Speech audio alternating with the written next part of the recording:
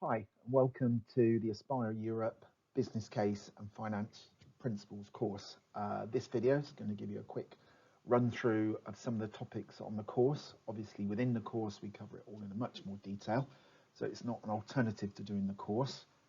It should take us about 10 to 15 minutes.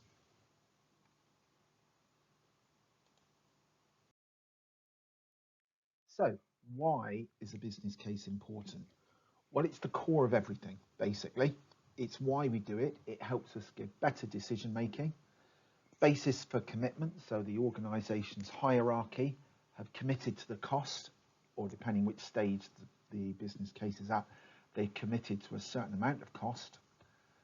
It illustrates the value of the investment because we don't just look at the cost, we look at what it brings to the organisation and the value that it will get from spending that money, and it enables us to compare with other initiatives, because this may not be the only way this money could be used. It's a summary of many of the other key documents you'd find in program and project management, like plans, risk registers, that kind of thing. And ultimately, it gives us the basis of control for the program as it moves forward.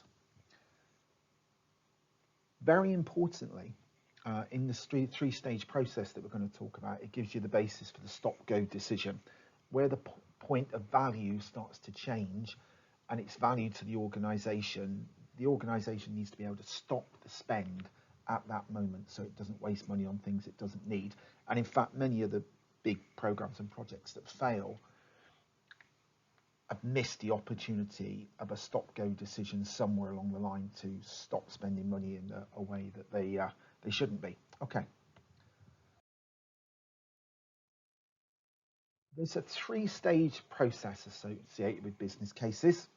We've got the initial idea, where there's a mandate or an idea floating around the organisation, and that kicks off a decision to do something. So the first thing that we look at is what we call the SOBC, the Strategic Outline Business Case. That looks at the whole picture and says, do we really want to do something on this? Then we move to what we call the Outline Business Case, which is really has the main options, not in the OBC, SOBC, there could be numerous options. In an OBC, you'd normally have three, and then we go to the full business case, which is the true cost after you've done your procurement, your researched and finalised deals.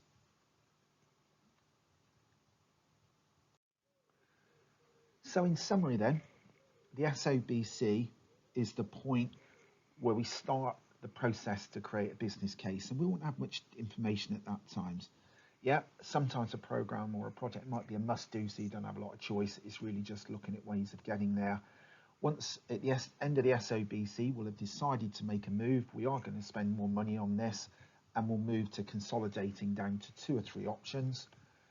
Finally, we get all those outputs and we say, this is the way we want to do it. We're going to do, however we're going to fund it, however we're going to resource it, and then we go to the market and really test it or check that we really have got those facilities in-house to deliver the business case. All right, so that's the 3-stage approach. This is commonly associated with a thing called the Green Book or the Treasury approach in the UK, but it's been developed up and adopted by lots of other organisations.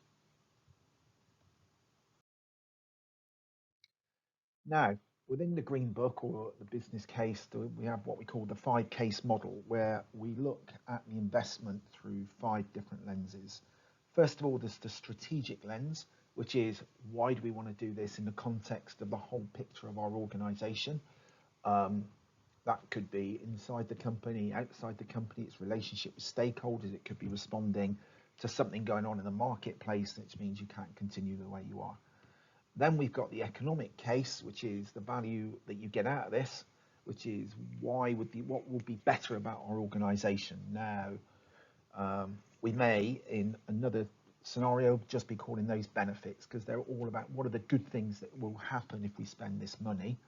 The commercial case is how are we going to spend the money, which is how do we get the value from the market, how are we going to do the tendering, how are we going to extract the best deals out there. It could be affected by the amount of demand at that time. And then the financial case is a breakdown of the costs that we're going to incur to deliver it. And then there's the management case, which is how we're going to get there. which is basically, are we taking a project approach, a program approach? What are we going to do? How are we going to control it? So there are kind of 5 grand titles there, but any business case would have to cover those, whether you're using the 5 case model or not. Yeah, the strategic context, the benefits, the economic value, commercial, how are we going to buy it, financial, how much is it going to cost, management, how are we going to deliver it.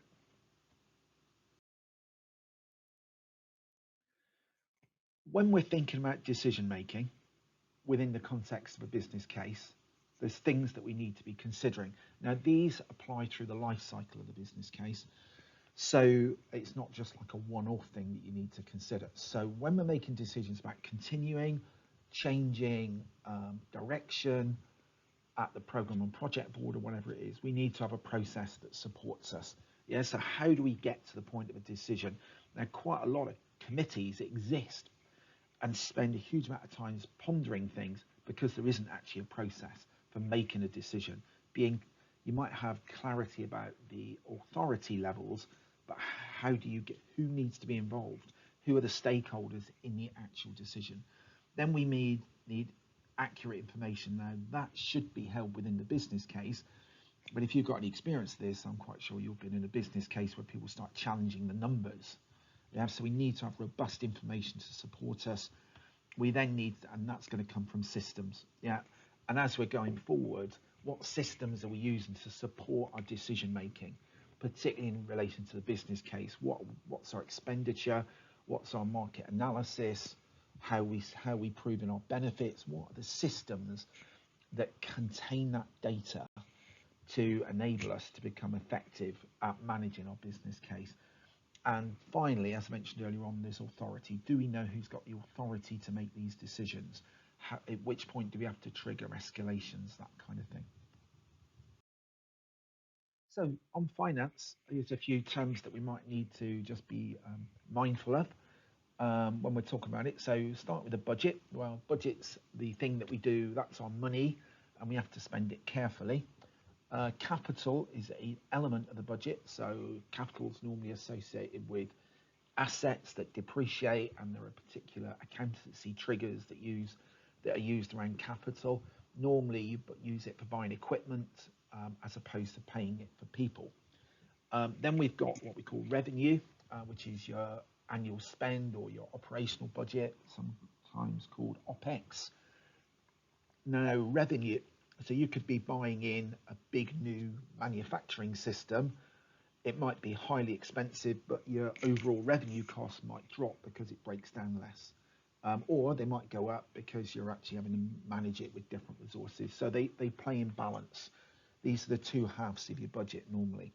We've got concepts like sunk costs, which is money that's already been spent, so you can't get it back, but it's always worth thinking about how much has been spent on something.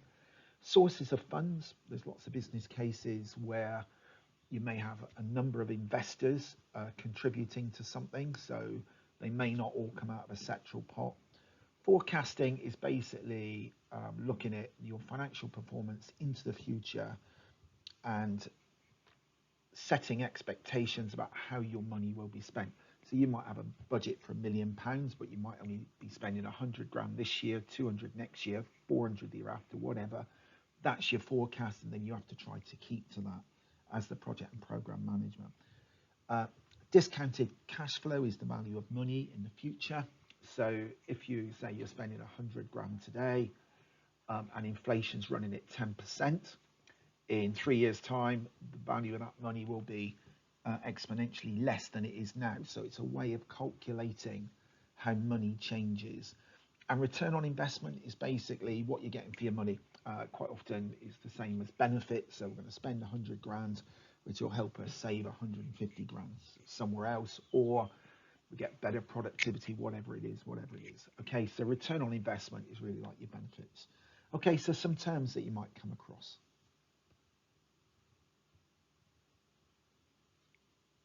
So some standards that you might want to consider. Yeah, you really should have, you can't be running it properly without a budget.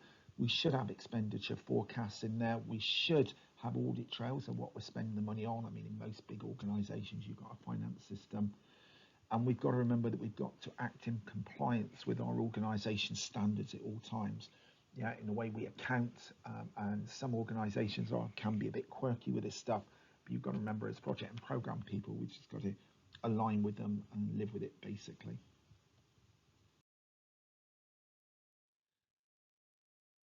So the budgeting process itself, it's a bit like the normal 4 or 5 step model. We have to identify the potential costs, analyse them, plan for them, which is going to be in our forecasting and in our budget, and then track that we spent the money properly. Okay, now when we do identification, some of this is quite often to find that the business case scope is not actually the full scope of the project, and that can be because people want to constrain the costs. Now, one of the big costs that's nearly always missing in our experience of business cases are the costs of change. So the costs of supporting the organisation through transition. We tend to focus our budget on creating capability or buying in systems or tools or whatever it happens to be. There's a big cost associated with transition that's quite often missing, and it's those costs that then deliver the benefits. So can identify the numbers, analyse them, decide which way we're going to spend the money. It may be that we're starting out with a budget that we have to fit the solution into. So we have to plan how that works, and then we just track the expenditure. Yeah, just like you would your own personal bank account in effect. So the big areas that you need to consider for cost, we've got staff. These are the costs of delivering the project, of course. You've got your staff costs and the teams, all their accommodation, that kind of stuff while it's going on. We've got some overheads. If you're part of a portfolio of a program, you may end up with some overheads being laid into your budget as well. And then there's the cost of the assets that we're buying, equipment. So if we're buying, I don't know, manufacturing equipment, so the equipment will be the capital costs. Yeah. But also as a project, we will need equipment ourselves. We'll need desk space, we'll need offices, we'll need computer systems to operate, for our staff to function properly. So we've got costs there that we may end up having loaded on us. It's not just going to be the heads. It depends how this thing gets budgeted, and it'll be different in different organisations.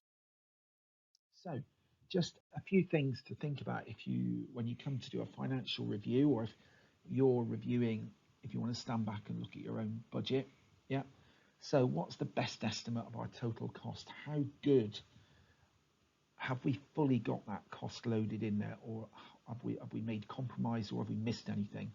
How certain is our pricing estimates? Yeah, have we used something like 3-point estimation? Are we looking at the best price, worst price, or likely price? There is a serious tendency for optimistic bias in business cases that you really need to be wary of. How does it compare to the baseline? Well, that's assuming you're already rolling. So you're spending money. Are you spending it at the rate you expected it to, or are you spending it faster or slower? And if you're spending it faster or slower, does that mean we're doing well, or are we not doing well? That's where some like earned value management could kick into this. And then what opportunities are there? Now you may be a few months in or a year in. Are there better ways of doing this that you should be considering and promoting to your sponsor? And what lessons have you learned so far in the last year? Have you been getting this stuff right, or have you not been accurate? And what do you need to do to change to bring this program or project in on time? Okay, well, thanks very much for listening to me. It's Rob Sagman signing off here, Managing Director of Aspire, and I hope you enjoy the full course that you're about to start with. So, I hope to speak to you again at some stage in the future.